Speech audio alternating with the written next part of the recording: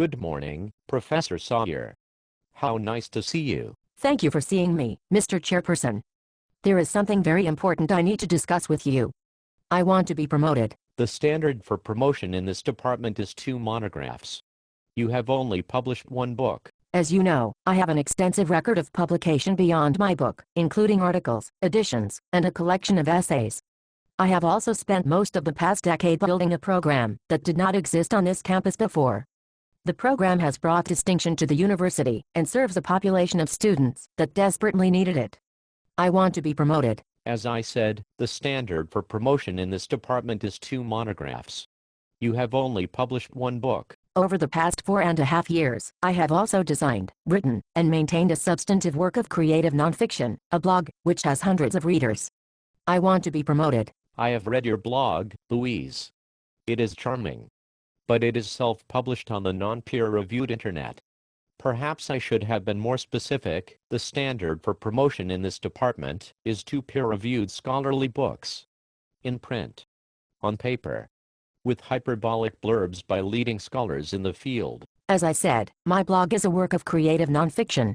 It may not be a conventional work of scholarship, but it raises vital questions about how we read, write, and think in the 21st century. If I were to print it out, it would be hundreds of pages long.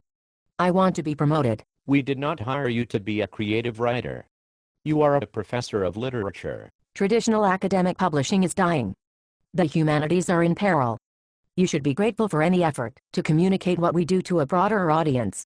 However, Daryl, I am also teaching and publishing scholarly work in this field. I want to be promoted. Your blog is written in the voice of a dead cat. You make fart jokes and drink in an imaginary pub.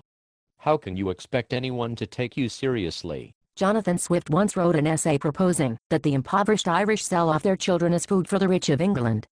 That essay is widely regarded as the finest satire in the English language. Satire is very serious cultural work. You are beginning to try my patience, Louise.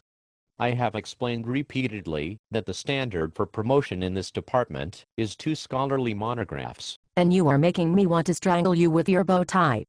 You invoke the 2 monograph standard, as though Moses brought it down from Sinai, when you know full well its adoption is a fairly recent phenomenon, in this department and others.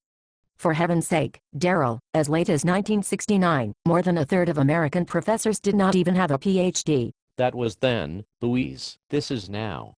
If we don't maintain standards, we risk everything. You are wrong, Daryl. Standards have always been changing, and to some degree subjective. If we are not flexible, creative, and generous, we run the risk of driving some of the best and brightest out of the profession. You can't offer people more money. You can't promise that their classes will get smaller, or that the volume of bureaucratic makework will decrease. The least you could do is appreciate the full range of an individual's contributions to the field and the institution. Perhaps you should have been a newspaper columnist, Louise.